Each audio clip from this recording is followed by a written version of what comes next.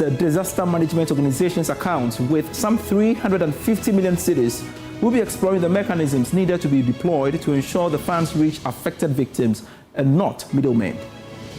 Also in this bulletin, Gold Plus calls intensifies on the need to regulate and professionalize agricultural extension services in Ghana to ensure farmers receive accurate and reliable information. To regulate and professionalize the kind of information that they are able to give to the farmers, and also how they are able to carry information from the farmers back to the researchers to be able to solve all the problems that the farmers face. We have details of these and more lined up for you. Please stay. Business Live on Joy News is brought to you by EcoBank, the Pan-African Bank, and Telecel, connecting energies.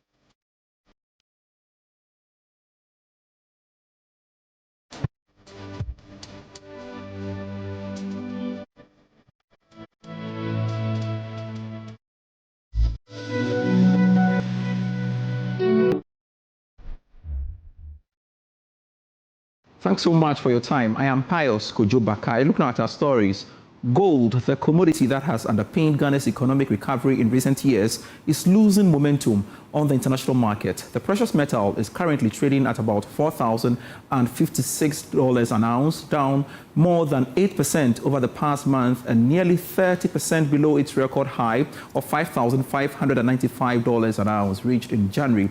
My colleague Winston Taki has more in this report. $1 billion, helping to support the city's appreciation and strengthen the country's external position. However, if gold prices remain under pressure in the second half of the year. And now to our top story, the National Disaster Management Organization, NADMO, will now have the required funding to move quickly and assist flood victims and communities in the country.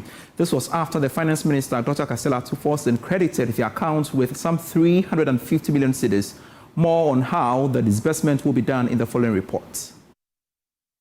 The Finance Ministry argued that the disbursement is being done now because the Finance Minister, Dr. Ato Forson, first had to secure the necessary parliamentary approval through the Finance Committee for the withdrawals to be done from the contingency fund. Following this development, the Accountant General has credited the account of Disaster Management Organization to implement the National Emergency Flood Response Program. From the total amount disbursed, 200 million cedis will be advanced towards supporting urgent relief efforts for flood victims and affected communities. 150 million will be used to undertake flood mitigation measures aimed at reducing the frequency and impact of flooding. The Finance Ministry went ahead to state that the transfer gives effect to the directive from President John Mahama for the funds to be released on time to assist with persons affected by the recent flood, as well as supporting long-term measures to reduce the impact of future flooding.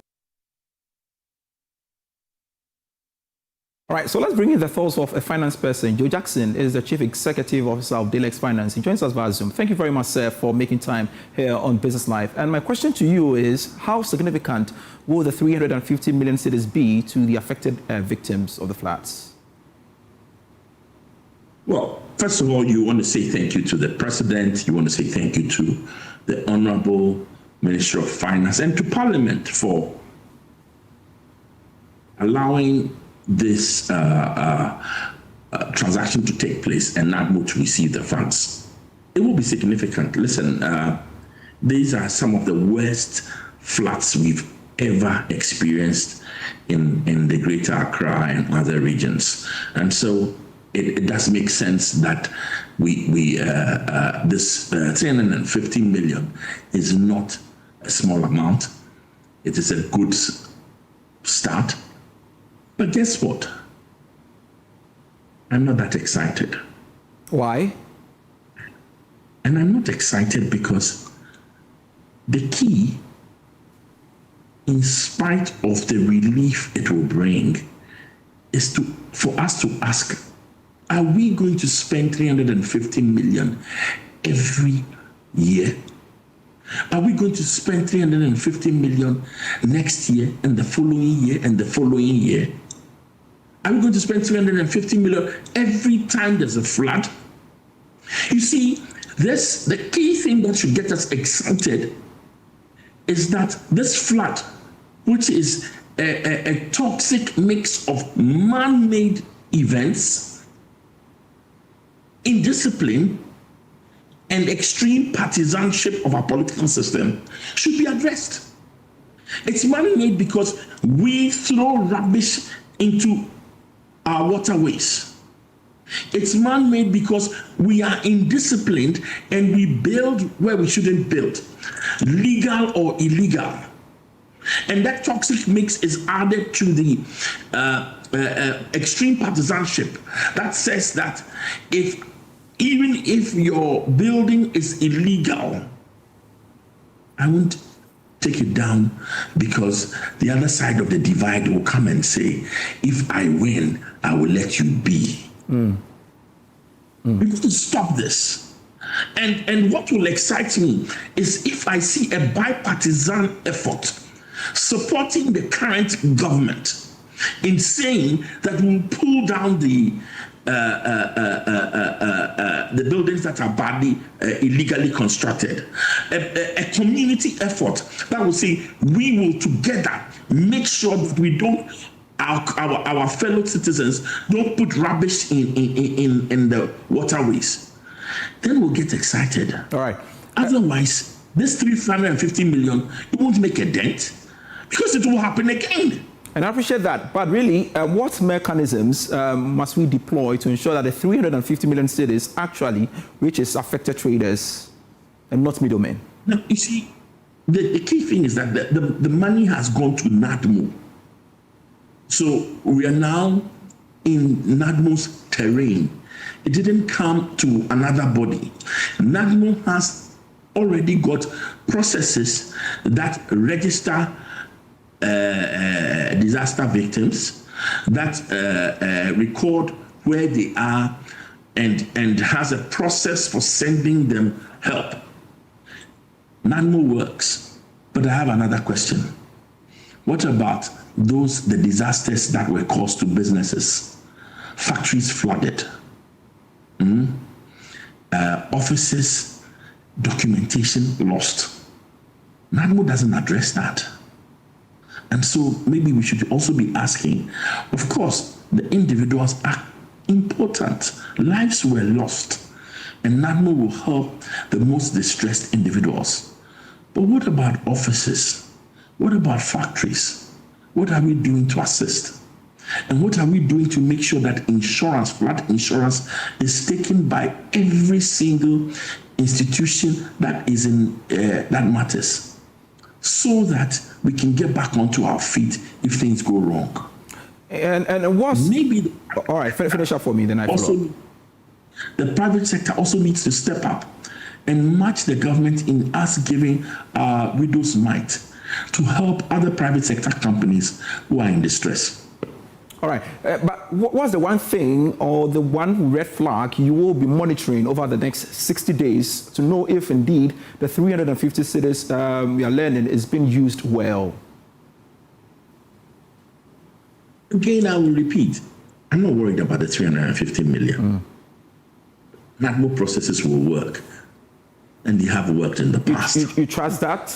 The biggest red flag is what are we doing to make sure this does not occur again? Are we pulling down those illegal buildings? Are we desilting the waterways? Are we removing the rubbish? Those are the things that matter. So this 350, it will go in a twinkling of an eye. Well, a portion of the 350 we are learning has been, designated for dredging, expansion, and community, upgrades, etc. But again, we want to know, like you are mentioning, if more rains come, is there a cap or trigger for additional funding, or does this exhaust the 2026 allocation, you think? I don't think it should exhaust the 2022 allocation. There's a forecast of further rain and even a forecast of further floods. So I think it's a start. It's a really good start. We are grateful to those who facilitated this, but we should be able to go back to that fund if the floods get worse. Joe Jackson, thank you very much for your time here on Business Live, Chief Executive Officer of Delex Finance. I want to say one longer on flood matters because Senior Associate Research at Lossus Africa Securities, Mark Jordan Sikanati, says Ghana's projected need for about $500 million by 2027 to finance climate-related interventions is justified, stressing that investment is crucial to closing the country's climate financing gap. Speaking earlier on the marketplace, he urged government to prioritize climate-resilient policies to strengthen the economy against the growing impacts of climate change. It is very significant. I mean, $500 million translates to give or take about 6 billion Ghana cedis, right? That translates also into, you'll be looking at about 2% to 3% of Ghana's GDP. Ghana's 2026 government spending, right? With government already spending annually over 30% in interest payments and a chunk of revenues to service debt. We also have high competition from other, very important areas, sort of education and the likes. And the truth is that when it comes to climate resilient policies, especially for developing countries, right, it has been tagged as quite luxurious capital expenditure space, right?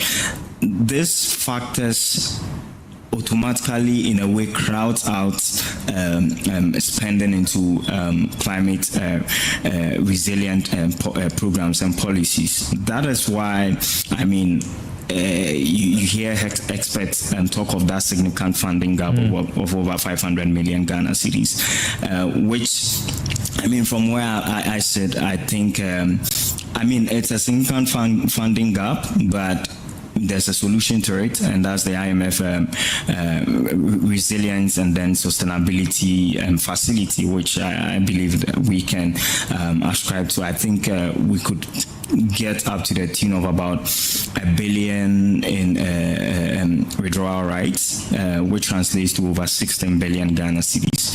Now, when you check that versus the gap that we have now, you see that we have more to access, and it is very.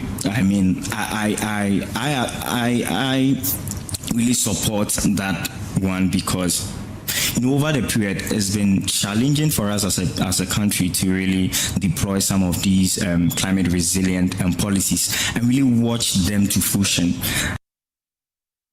This is still Business Life. We have more for you after this break.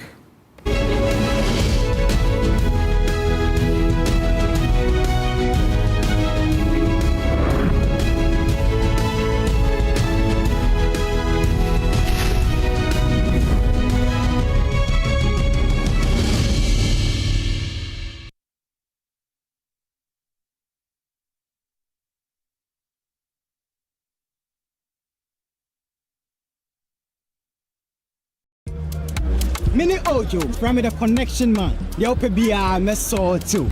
Come. Mate, patch up Shabu Sukanka. Pukawi. See what kiosk number 22. That's all your brajo. Oh, that's so too. So yes. Mommy, you show our unya so well. Hello. You show our uko boats. See what last stop. That's all your Sister Rose. Hold up. Sister Rose, Mr. No customer be. So to the mommy. Also, unya so smart. See what circle. Boys me. Nyanya walk up. You killer. Bro, I dare fall from 6 p.m. Shut. Let's so too.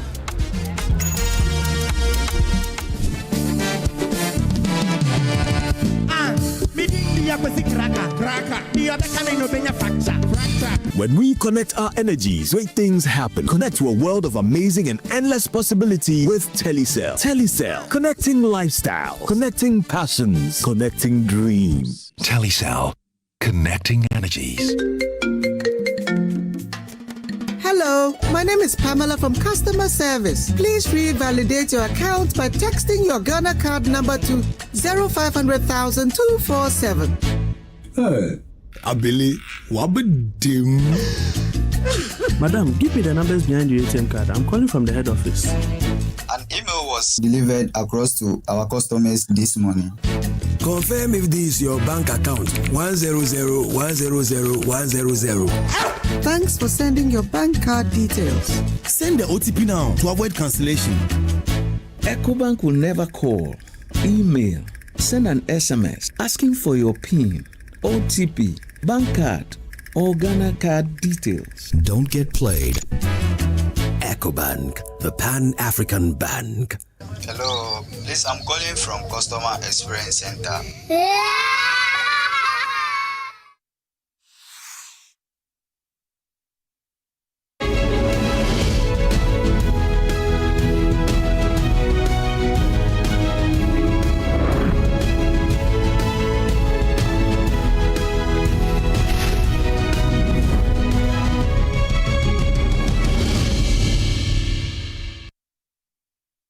Hello again, welcome back to Business Live.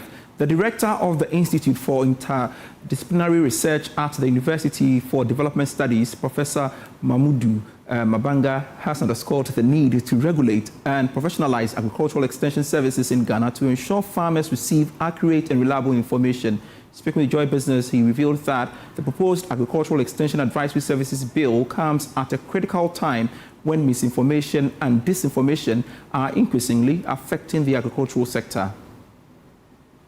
We need to be able to regulate and professionalize the kind of information that they are able to give to the farmers, and also how they are able to carry information from the farmers back to the researchers to be able to solve all the problems that the farmers face. And so this bill at this point in time is very timely, because as we are all aware, there's a lot of misinformation going on, disinformation and all the rest of that. And different kinds of people and organizations are doing all kinds of things with our farmers. And so we want to be able to regulate who is able to play in this space, who is able to provide information that is authentic and very reliable for the farmers to be able to rely on and to do the production and to produce the kind of quality food that we need to eat and to be able to be healthy. As concerns grow over youth unemployment and leadership succession across Africa, EcoBank Ghana has launched the Rising Leaders Initiative to equip young people with the skills, mentorship and exposure needed to become the next generation of transformational leaders on the continent. More in this report. The initiative, launched under the theme From Potential to Power, brought together key stakeholders, policymakers and government officials to champion youth leadership development and equip young people with the skills needed to lead and make meaningful contribution to national and continental development. Managing Director of EcoBank Ghana PLC, Abinau Saipoku, said the bank is committed to empowering young people with the knowledge, skills and confidence required to excel in leadership positions across various sectors. Through mentorship, practical learning, meaningful conversations and access to experienced leaders, we hope to equip young people with the confidence and capability to lead wherever they find themselves. You know, at EcoBank, our purpose extends beyond banking. When we say we are Pan-African Bank, we don't exist just to, connect one business to the other. We also exist to enable progress across the continent. And one of the greatest investments we believe we can make is people and leadership. Because strong institutions and strong economies are ultimately built by strong leaders. Head of Marketing and Brand at EcoBank Ghana PLC, Regina Ofori, encouraged participants to approach the 6-month program with commitment and a willingness to learn. The requirement is just being courageous and bold enough and wanting to learn. You heard it in this room that really no program can succeed if you don't put in the work yourself. So for any young person listening to me or hearing us, if you want to be a part of this, we don't need anything from you. We just need you to take that step and say, I want to do this, because it's going to be a lot of work. It's not that conversation where you sign up and you can decide to be a part of a conversation, a part of a meeting today or a session tomorrow. You must be present and fully take ownership of this training and your development as well. So we're open to be online applications for young people to apply, and that's it. Once we go through the selection and you qualify, we don't need anything from us. You don't require anything. It's basically your willingness and readiness to learn. Meanwhile, Minister for Education Harry Naidrisu revealed that Cabinet has approved the establishment of a TVET fund, which is expected to take effect from January 2027. He noted that technical and vocational education remains critical to tackling unemployment in the country. To our rising leaders, this partnership of EcoBank is valuable, as we appreciate that government alone cannot prepare the next generation of leaders. What's significant about this training is the industry blend. And I have said that if Ghana is to succeed in addressing its growing unemployment and underemployment, we have to shift focus and invest more in technical and vocational education. I'm happy to note and announce, taking the platform of that Cabinet has given approval for Ghana to set up a TVET fund beginning January 2027. The launch of the Rising Leaders Initiative is expected to complement government efforts aimed at preparing Ghana's youth for leadership roles while promoting skills development and employability across the continent. The Upper East region is positioning itself as Ghana's next investment frontier with the launch of an ambitious 10-year development strategy aimed at transforming the local economy through agriculture, enterprise, infrastructure, and industrialization. The strategy, known as the Pearl Framework, was the focus of the maiden Upper East Regional Development and Business Forum exhibition in Bolgatanga. Albert Sori reports. The Upper East region is charting a new course for its development with the introduction of the Prosperity Through Enterprise and Cultural Resilience and Livelihoods Pearl Framework. It is a 10-year integrated development strategy designed to drive prosperity.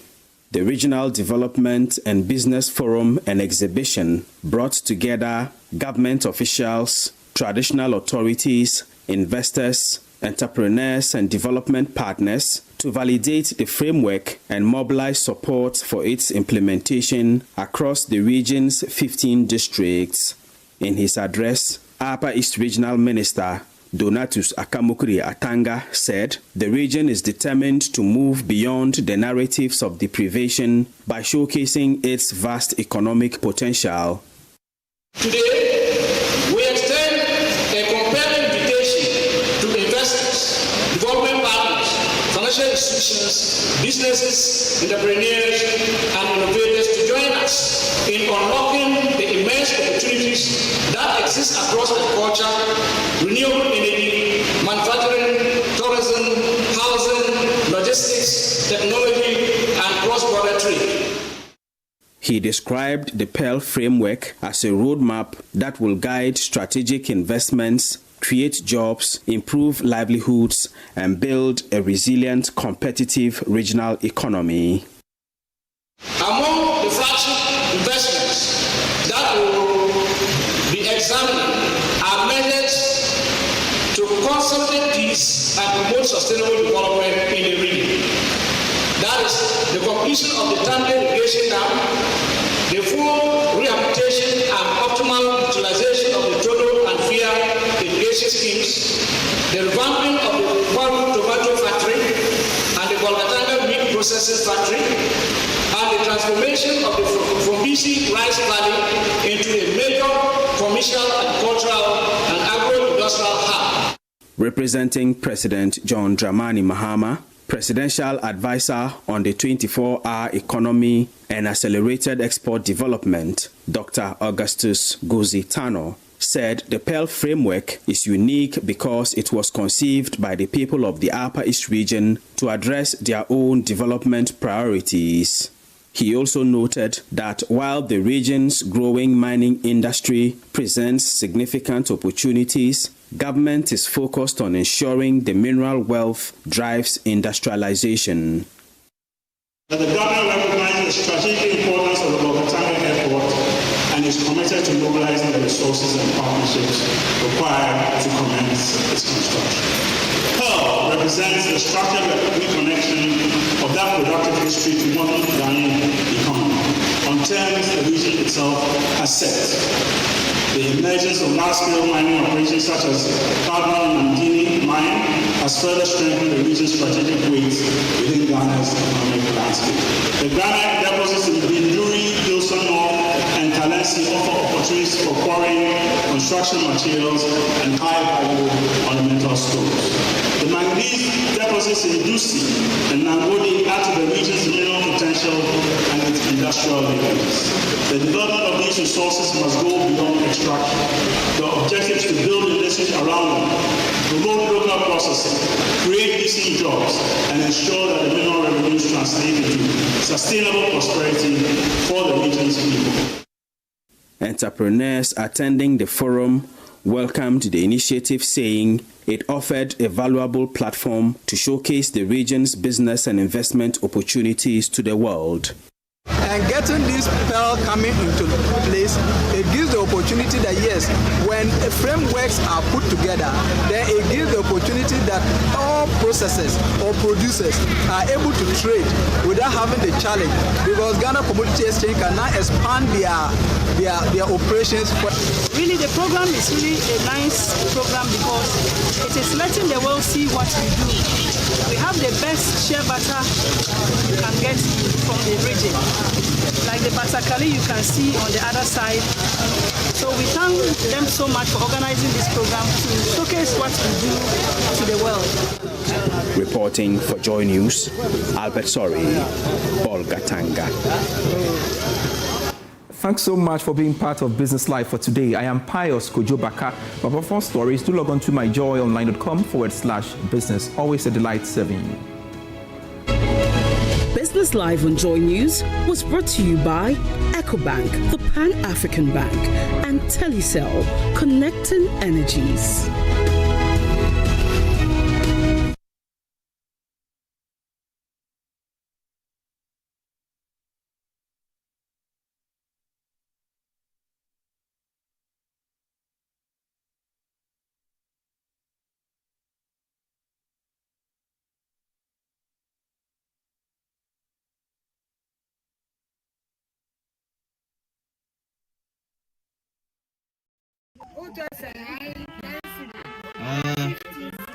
Can I see the